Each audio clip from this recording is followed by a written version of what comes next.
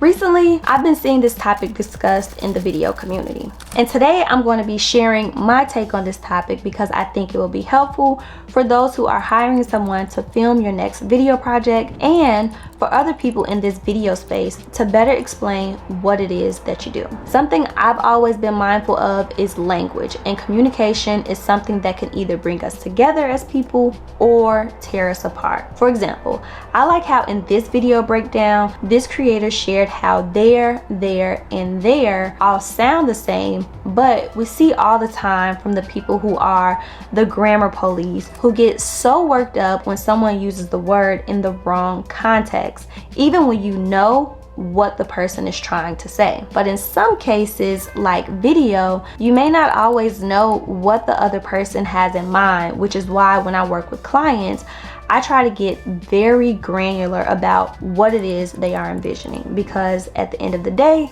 no one is a mind reader.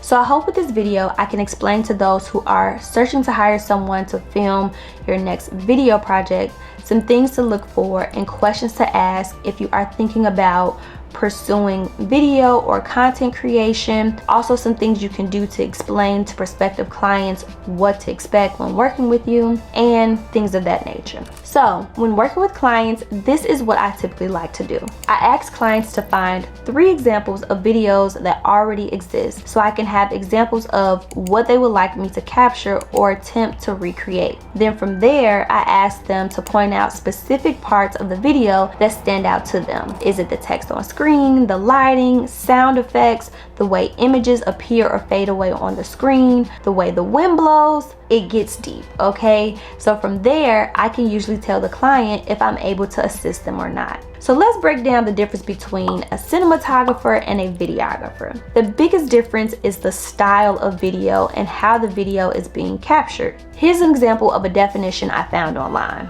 Basically, a videographer films a scene or a setting as is with very minimal interference with changing or altering the settings, whereas a cinematographer may be proficient in lighting, composition, and altering the scene so that way the viewer has a completely different viewing experience. Typically, this cinematic approach is a lot more dramatic, it's a lot more scenic, and it's a lot more hands-on and thoughtful with capturing the video.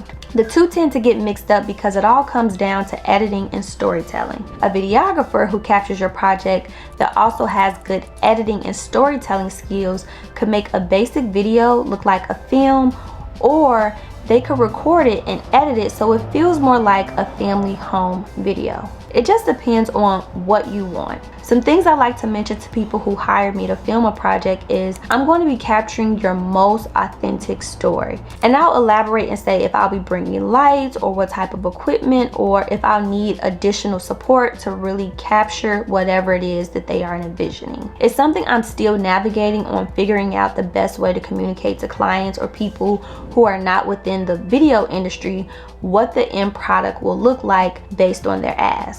If you're looking for someone to film your next event, here are a few questions to ask. Ask the person who is filming your project to see examples of their work or similar projects they have worked on from their portfolio. Sometimes people may not list all of their work on their website. Typically, they only share their best work or examples of the type of work they would like to get more of. So for example, while I have experience capturing weddings and music videos, I prefer to capture more interview style work.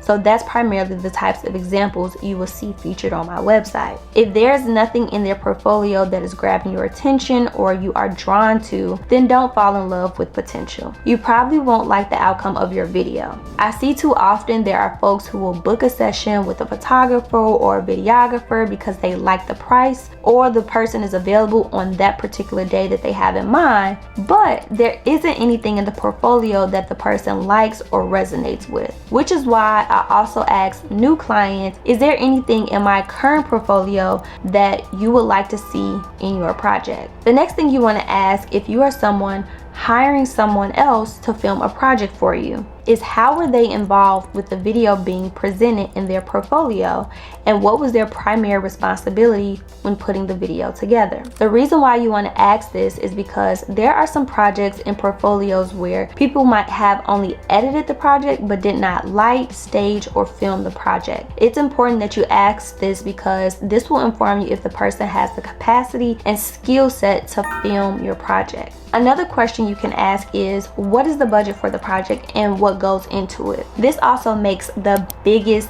difference in the outcome of the project. This could be the difference in your project looking like a low budget film or a high quality commercial. I've been on sets where we might be filming something as small as a pastry, and it's typically 4+ people in the room to capture the best shot of a croissant or a drink. There's an art director, there's someone for lighting, someone in charge of sound, there might be camera operator 1, camera operator 2, someone in charge of running and getting props and getting everything on set prepped. So as simple as some of this may appear to the viewer behind the scenes, it's typically a lot of moving parts and pieces. So if you're looking for someone to film your next project, it's important to have an idea in mind of what you want and to ask the right questions so you can get your desired outcome. On the flip side, for the person capturing the video, it's also equally just as important to have something in place so prospective clients can know what to expect when working with you.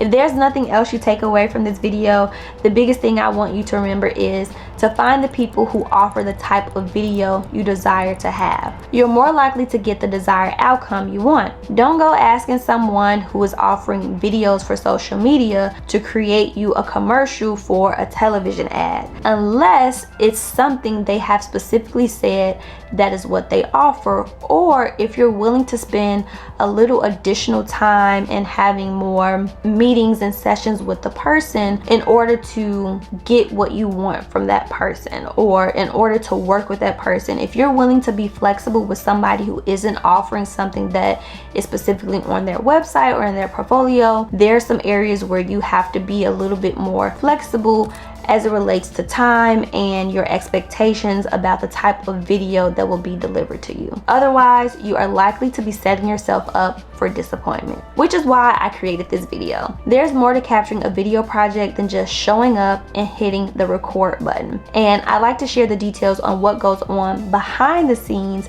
and elaborate on the creative process. So if you like this video and found it helpful, check out my YouTube channel and browse through any of my playlists for more content around the creative process and to stay up to date with my latest projects. Thanks for watching. Bye.